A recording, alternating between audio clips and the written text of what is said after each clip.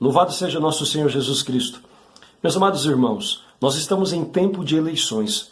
E embora as pessoas todos os dias estejam falando sobre política, discutindo a respeito do assunto, a verdade é que a maioria das pessoas ainda não tem claro os candidatos em quem irão votar, e nem claros os critérios que devem utilizar para escolhê-los e também ao partido que porventura venham a apoiar.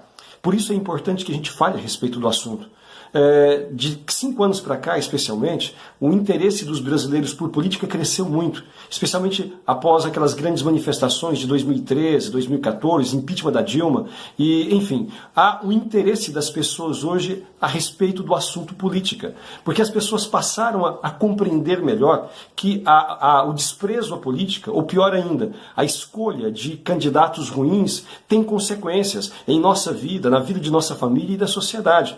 E por isso mesmo, as pessoas passam a querer entender mais a respeito do assunto. Mas, para a grande maioria das pessoas, ainda os critérios de escolha não são claros. E as consequências das suas escolhas também, enfim, da escolha deste ou daquele candidato, ainda não está muito claro. Por isso, vamos falar a respeito desse assunto. Quais são os critérios que nós cristãos devemos utilizar para escolher os candidatos? Primeiro, um cristão jamais vota em um partido ou um candidato que tenha uma ideologia comunista, socialista, marxista.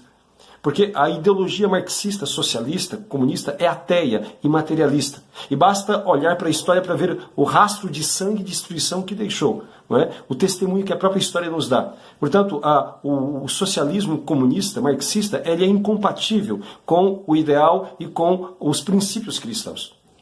Depois, e isto já devemos colocar aqui os partidos que professam esse socialismo, comunismo, né? Como PT, como PCB, PCdoB, PSOL, PSTU, PCO, PDT, PPS, PSB, PSDB e muitos outros também, de índole marxista. Estes partidos e os candidatos que neles estão não podem ser votados por cristãos, não podem ser apoiados por cristãos. Pelo simples fato de que esta ideologia é contrária à nossa fé, contrária aos princípios que nós defendemos. Depois, além disto, há outros critérios que são importantíssimos como filtros para escolhermos os nossos candidatos e também o partido que queremos apoiar. Por exemplo, um partido que tenha na sua plataforma, na sua proposta de governo, no seu estatuto, a defesa do aborto, jamais pode ser escolhido por um cristão.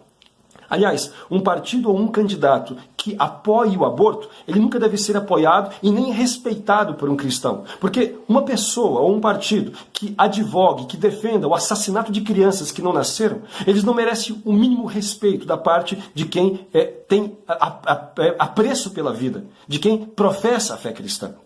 Depois, para nós cristãos, a família é de suma importância, porque é ali que se formam os indivíduos, é ali que se formam os valores, é ali que se cultiva a vida, é ali que se aprende a amar a Deus e o próximo. Portanto, qualquer tipo de ideologia que vá contra a família deve ser, portanto, rejeitada por nós. E qualquer candidato ou partido que defenda ideologias contrárias à família, como é o caso da ideologia de gênero, como é o caso das ideologias LGBT e assim por diante, então não deve ser escolhido por um cristão. Partido ou candidato que professe esse tipo de doutrina.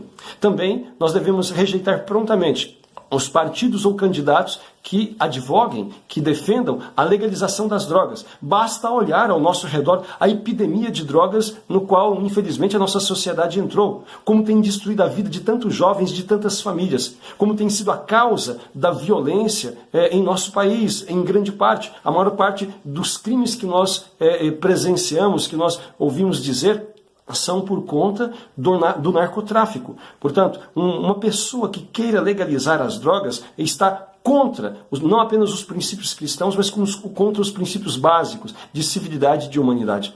Também não pode ser escolhido por um cristão, um candidato que tenha sua ficha suja, que depois de ter sido denunciado, julgado e condenado, comprovadamente foi tido como corrupto. Nós não podemos votar em quem traiu a confiança do povo, roubou do dinheiro público para benefício pessoal ou do seu partido.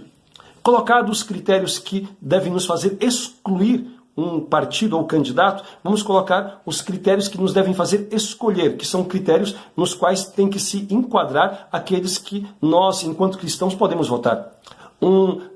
Deve ser pessoas, candidatos e partidos que não atentem contra a nossa fé e os princípios cristãos. E, se possível, que os defenda.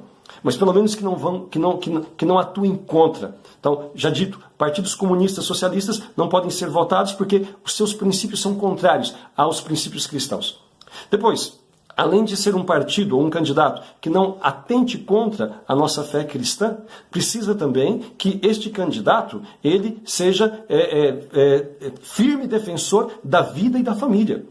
Um candidato que não tenha professado a sua mais profunda convicção na defesa da vida contra o aborto, na defesa da família contra a ideologia de gênero, não pode ser votado por nós cristãos. Não basta, portanto, que a pessoa se diga que é favorável à família, é favorável à vida, mas o seu discurso tem que ser bem claro e objetivo. Eu sou contra o aborto, eu sou contra a ideologia de gênero, eu sou contra a promoção da ideologia LGBT e assim por diante. Depois, é importante que o candidato ele seja ficha limpa, que ele não esteja realmente envolvido, não tenha sido condenado, pelo menos, por corrupção, que não tenha traído já a confiança do povo, envolvendo-se em corrupção ativa ou passiva, seja como for. E o tanto quanto possível, a pessoa tenha demonstrado boas propostas e boas ideias, competências, se já exerceu alguma função pública ou mesmo privada. Esses são critérios para que nós possamos escolher. Dito isto, vamos olhar então para os candidatos à presidência. Enfim, quais são os candidatos votáveis e não votáveis? Vamos começar pelo candidato do PT, que atualmente ainda é tido como Lula, mas este está preso por corrupção. Por que ele não pode ser votado por um cristão? Um cristão jamais pode votar no Lula ou em qualquer outro candidato do PT, seja esse Haddad ou seja outros. Por quê? Porque o PT, em sua plataforma, defende o aborto. É um partido comunista, socialista comunista, de índole marxista, que defende o aborto, defende a ideologia de gênero, defende a liberação das drogas e assim por diante. Todos esses contravalores que estão ali na contramão da nossa fé.